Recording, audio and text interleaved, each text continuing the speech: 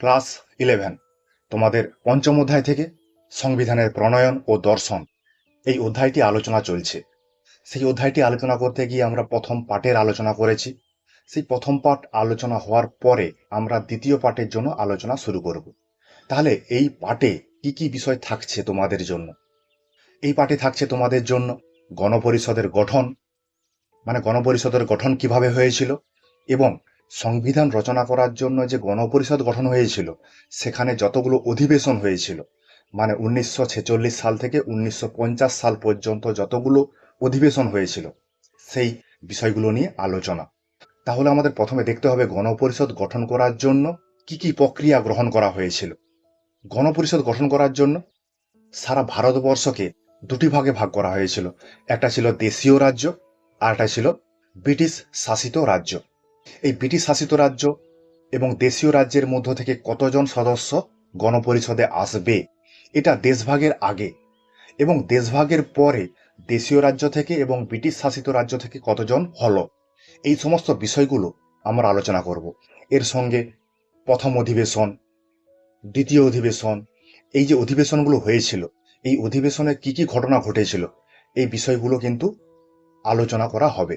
ঠিক আছে, তাহলে আমাদের আলোচনা হচ্ছে আজকে পার্ট টু। পার্ট টু এর জন্য আলোচনা হবে। তাহলে আমরা প্রথমে চলে আসি গণপরিষদের গঠন। গণপরিষদ যখন গঠন করা হয়, মানে দেশভাগের আগে যখন গঠন করা হয়, তখন গণপরিষদের সদস্য ছিল 389 জন। 389 জন। এটা হচ্ছে কোথা থেকে? দেশীয় রাজ্য থেকে এবং ব্রিটিশ শাসিত রাজ্য থেকে। এই যে 389 জন, তার মধ্যে ব্রিটিশ শাসিত অঞ্চল থেকে ছিল 296 জন এবং দেশীয় রাজ্যগুলো থেকে ছিল 93 জন। তাহলে দেশীয় রাজ্য থেকে যে 93 জন ছিল, সেই 93 জন সদস্যদের মধ্যে কিছুজন ছিল নির্বাচিত এবং কিছুজন ছিল মনোনীত। ঠিক আছে, এইভাবে গণপরিষদ যখন গঠন করা হয়, মানে স্বাধীনতার আগে, তখন কিন্তু এইভাবেই সদস্য সংখ্যা নির্বাচিত এবং মনোনীত হয়েছিল দুটি প্রদেশ থেকে। তাহলে এই যে গণপরিষদের সদস্যগণ এরা নির্বাচিত হয়েছিল কিভাবে? গণপরিষদের সদস্যগণ নির্বাচিত হয়েছিল প্রাপ্তবয়স্ক ভোটাধিকারের ভিত্তিতে, কিন্তু সেটা পরোক্ষভাবে, কোনোভাবেই সেটা প্রত্যক্ষভাবে নয়। 1945 সালে প্রদেশ যেগুলো রয়েছে সেখানে নির্বাচন অনুষ্ঠিত হয়েছিল এবং সেখান থেকে 296 জন সদস্য নির্বাচন হয়ে এসেছিল। তাহলে এইভাবে গণপরিষদের সদস্যগণ যেটা প্রদেশ থেকে, ব্রিটিশ শাসিত প্রদেশ থেকে নির্বাচিত হয়ে এসেছিল। এটা মনে রাখবে, সার্বজনীন প্রাপ্তবয়স্ক ভোটাধিকারের মাধ্যমে পরোক্ষভাবে নির্বাচিত হয়ে এসেছিল। তাহলে এই যে গণপরিষদের সদস্যগণ নির্বাচিত হয়ে এসেছিল, তার মধ্যে কংগ্রেসের সদস্য কতজন ছিল? ব্রিটিশ শাসিত প্রদেশ থেকে যে 296 জন নির্বাচিত হয়ে এসেছিল, তার মধ্যে 208 জন ছিল কংগ্রেসের প্রতিনিধি, বা কংগ্রেস জয়লাভ করেছিল 208টি আসন থেকে। এর মধ্যে একটা উল্লেখযোগ্য বিষয়, কংগ্রেসের প্রার্থী হয়েও মুসলিম এবং শিখরাও কিন্তু নির্বাচিত হয়ে এসেছিল, মানে কংগ্রেসের প্রার্থী কিন্তু মুসলিম এবং শিখ সম্প্রদায় থেকে। ঠিক আছে, এইভাবে কংগ্রেসের প্রতিনিধিগণ নির্বাচিত হন।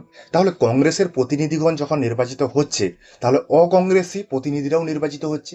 তাহলে অকংগ্রেসি প্রতিনিধি বলতে কারা? অকংগ্রেসি প্রতিনিধি বলতে মুসলিম লীগ। মুসলিমরা কতজন গণপরিষদে তাদের সদস্য প্রেরণ করেছিল। তাহলে গণপরিষদে যে মুসলমানদের জন্য আসন সংরক্ষিত ছিল, সেই আসনটা ছিল 78টি, কিন্তু সেখান থেকে 73টি আসনে মুসলিমরা জয়লাভ করে, মানে মুসলিম লীগের প্রার্থীরা জয়লাভ করেছিল। এছাড়াও 15টি আসনে বিভিন্ন জায়গা থেকে, মানে বিভিন্ন দল থেকে নির্বাচিত হয়ে এসেছিল প্রতিনিধিগণ। কোথায় এসেছিল? গণপরিষদে।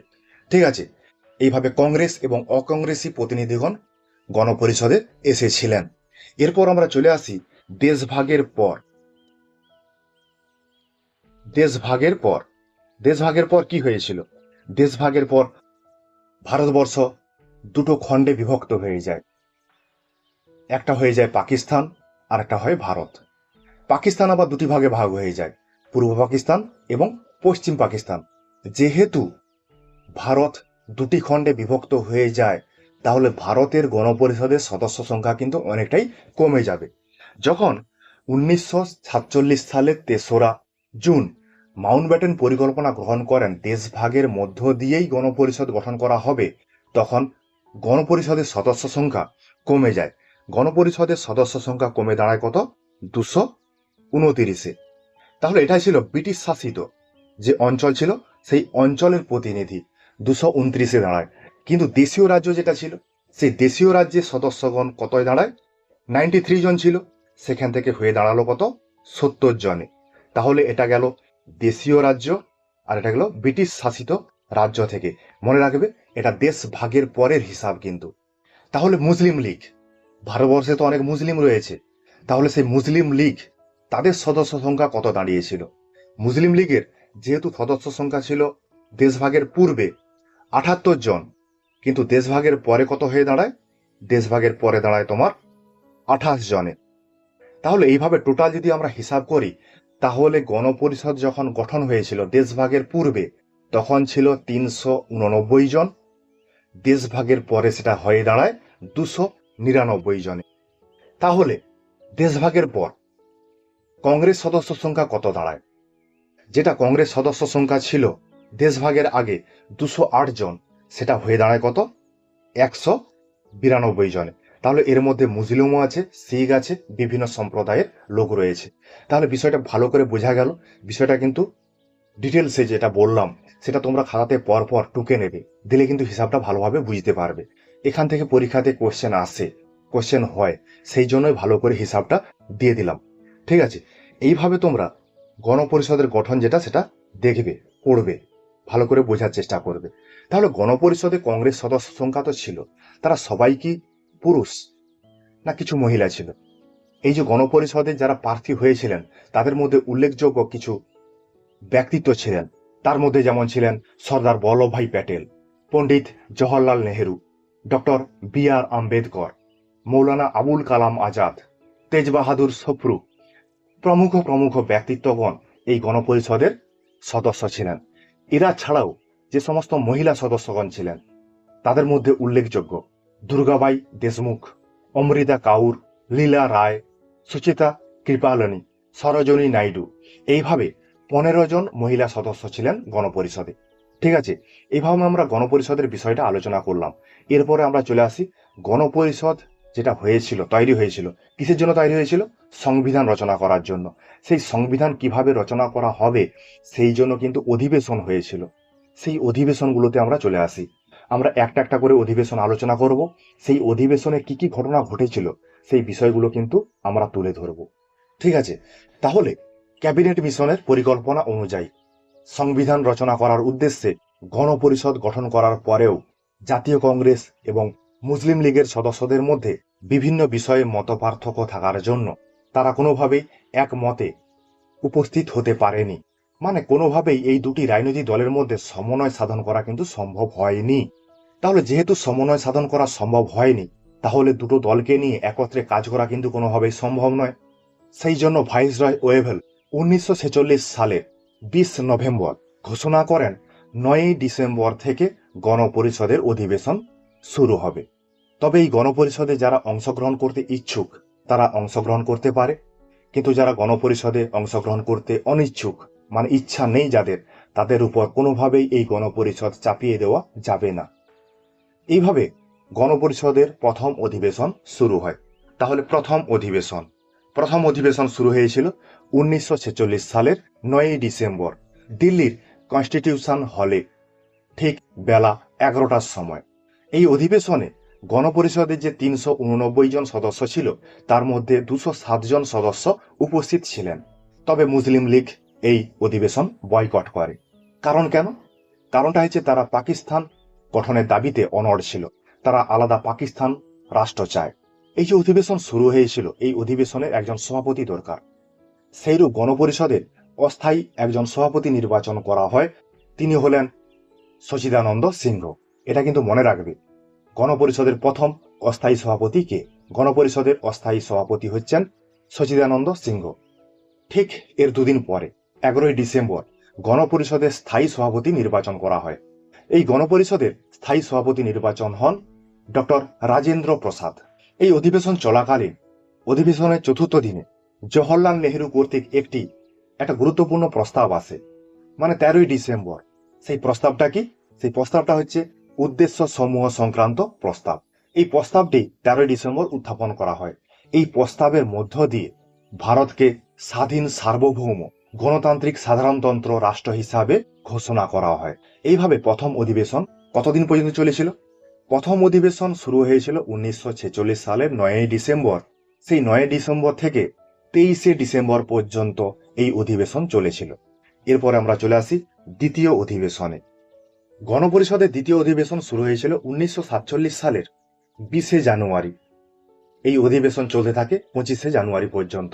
তাহলে 5 দিন ধরে গণপরিষদের দ্বিতীয় অধিবেশন চলতে থাকে। এই যে অধিবেশনটা হয়েছিল, এই অধিবেশনে গুরুত্বপূর্ণ কিছু কমিটি তৈরি করার জন্য প্রস্তাব দেওয়া হয়।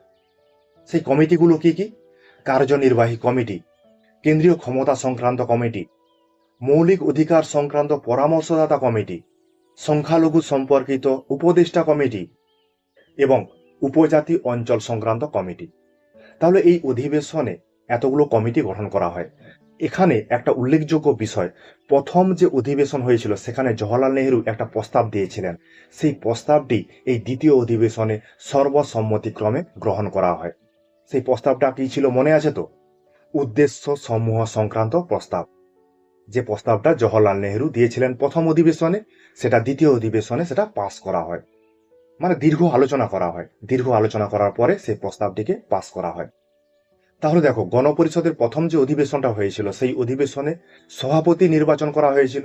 তাহলে সভাপতি যে কোনো কারণে কিন্তু অনুপস্থিত থাকতে পারে। তার অনুপস্থিতির কারণে তার স্থানটা দখল করবে কে? তার জন্য সহ সভাপতির প্রয়োজন রয়েছে। সেই জন্য দ্বিতীয় অধিবেশনে গণপরিষদের সহ সভাপতি নির্বাচন করা হয়। সেই সহ সভাপতি ছিলেন হরেন্দ্র কুমার মুখোপাধ্যায়। তবে এই অধিবেশনে মুসলিম লীগের কোনো সদস্য উপস্থিত হয়নি। তাহলে প্রথম অধিবেশন এবং দ্বিতীয় অধিবেশন, দুটো অধিবেশনেই কিন্তু মুসলিম লীগের কোনো সদস্য উপস্থিত হয়নি। ঠিক আছে, এরপরে আমরা চলে আসি তৃতীয় অধিবেশন। তৃতীয় অধিবেশন শুরু হয়েছিল 1947 সালের 28শে এপ্রিল। এই অধিবেশনে কেন্দ্র সরকার যে থাকবে, মানে ইউনিয়ন যে থাকবে, তার হাতে কিছু ক্ষমতা দেওয়া হয়। সেই ক্ষমতাগুলো কি কি? বিদেশ নীতি প্রণয়ন, দেশের সামরিক ও প্রতিরক্ষা ব্যবস্থা, মুদ্রা ব্যবস্থা, আর্থিক বিষয়, এ সমস্ত বিষয়গুলো কেন্দ্র সরকারের হাতে থাকবে। এই বিষয়টি এই তৃতীয় অধিবেশনে গ্রহণ করা হয়। এই তৃতীয় অধিবেশনের আরেকটা উল্লেখযোগ্য দিক ছিল, ডক্টর রাজেন্দ্র প্রসাদ, যিনি গণপরিষদের সভাপতি ছিলেন, তিনি প্রস্তাব করেন সংবিধান যেটা রচনা করা হবে সেই সংবিধান দুটি ভাষাতে রচনা করা হবে, একটি হবে ইংরেজি আর একটি হবে হিন্দি। এইভাবে তৃতীয় অধিবেশন শেষ হয় 2রা মে। ঠিক আছে, এরপরে আমরা চলে আসি চতুর্থ অধিবেশনে। চতুর্থ অধিবেশন চতুর্থ অধিবেশন শুরু হয়েছিল 1947 সালের 14ই জুলাই। এই অধিবেশন চলতে থাকে 31শে জুলাই পর্যন্ত। এই অধিবেশনে কেন্দ্র এবং প্রাদেশিক রাজ্যগুলো যে আছে তাদের কমিটি সংক্রান্ত বিষয়ে আলোচনা করা হয় এবং এই অধিবেশনে আরেকটা গুরুত্বপূর্ণ বিষয়ে আলোচনা করা হয়, জাতীয় পতাকা কেমন হবে, জাতীয় পতাকার রং কেমন হবে, সেই বিষয়ে একটা সিদ্ধান্ত নেওয়ার জন্য অস্থায়ী কমিটি গঠন করা হয়। মানে জাতীয় পতাকার নকশা কেমন হবে সেই সংক্রান্ত একটি অস্থায়ী কমিটি গঠন করা হয়েছিল। এইভাবে চতুর্থ অধিবেশন শেষ হয়। এরপরে আমরা চলে আসি গুরুত্বপূর্ণ যে অধিবেশন, পঞ্চম অধিবেশন। পঞ্চম অধিবেশন শুরু হয়েছিল 1947 সালের 14ই আগস্ট মধ্যরাত্রে। সালটা, সময়টা একটু তোমরা খেয়াল রাখবে। তারপরের দিন কিন্তু 15ই আগস্ট, মানে ভারত স্বাধীন হয়েছিল। তাহলে সেই জন্যই তড়িঘড়ি করে, তাড়াতাড়ি করে এই অধিবেশনটাকে ডাকা হয়েছিল, কারণ পরের দিন স্বাধীনতা। এই অধিবেশনের মধ্য দিয়ে ব্রিটিশ সরকার ভারতকে তার ক্ষমতা হস্তান্তর করে এবং ভারতকে পৃথক ডোমিনিয়ন হিসাবে স্বীকৃতি দেয়। যেহেতু ভারতকে একটা পৃথক ডোমিনিয়ন হিসাবে স্বীকৃতি দেওয়া হয়েছে, সেইখান থেকে, সেই সময় থেকে গণপরিষদ কিন্তু একটা ডোমিনিয়ন পার্লামেন্ট হিসাবে তার কার্যক্রম শুরু করে। যেহেতু গণপরিষদ একটা ডোমিনিয়ন পার্লামেন্ট হিসাবে কাজ করতে শুরু করে, তাহলে গণপরিষদের বা পার্লামেন্টের একজন স্থায়ী সভাপতি দরকার, যাকে আমরা লোকসভার স্পিকার বলি। সেই স্পিকার হিসাবে বা অধ্যক্ষ হিসাবে নির্বাচন করা হয় কাকে? জিভি মাভালঙ্কারকে। তিনিই প্রথম ভারতবর্ষের লোকসভার স্পিকার। এটা কিন্তু পরীক্ষাতে কোশ্চেন পড়ে। এবং এই সময় থেকে ভারতের প্রধানমন্ত্রী নির্বাচন করা হয়। মানে প্রধানমন্ত্রী কে হবে সেই বিষয়টা কিন্তু বলা হয়। সেই জন্য আমরা জানি ভারতের প্রথম প্রধানমন্ত্রী কে, জওহরলাল নেহেরু। এর সঙ্গে আরেকটা গুরুত্বপূর্ণ বিষয় যোগ করা হয়, মানে ভারত তো স্বাধীন হয়ে গেছে, স্বাধীন হওয়ার পর প্রথম গভর্নর জেনারেল নিযুক্ত করা হয় লর্ড মাউন্টব্যাটেনকে। তাহলে এতগুলো বিষয় এই পঞ্চম অধিবেশনে গ্রহণ করা হয়েছিল। তবে এই অধিবেশন চলতে থাকে 30শে আগস্ট পর্যন্ত। গণপরিষদ যে ডোমিনিয়ন স্ট্যাটাস পেল, তার কার্যক্রম শুরু করেছিল কিন্তু 17ই নভেম্বর থেকে। এইভাবে পঞ্চম অধিবেশনের সমাপ্তি হয়। এছাড়াও আরো 60টি অধিবেশন হয়েছিল। মানে তোমরা ধরতে পারো শেষ যে অধিবেশনটা হয়েছিল সেটা 1950 সালের 24শে জানুয়ারি। 1950 সালের 24শে জানুয়ারি যেহেতু অধিবেশন শুরু হয়েছিল, তাহলে 1950 সালের 26শে জানুয়ারি কি সেটা তোমরা জানো? প্রজাতন্ত্র দিবস। ওই দিন ভারতীয় সংবিধানকে জনগণের জন্য উন্মুক্ত করে দেওয়া হয়েছিল। ঠিক আছে, এইভাবে আমরা গণপরিষদের যে বিষয়টা আলোচনা করলাম, গণপরিষদের অধিবেশনগুলো আলোচনা করলাম, গণপরিষদের সদস্য সংখ্যা বিষয়টা আলোচনা করলাম। তোমরা দেখবে, পড়বে, বন্ধু বান্ধবদের সঙ্গে আলোচনাগুলো শেয়ার করবে। যারা এখনো পর্যন্ত এই চ্যানেলে যোগ দাওনি তারা অবশ্যই যোগ দিয়ে দেবে। ঠিক আছে, তোমাদের জন্য আমার এই কিঞ্চিত প্রয়াস।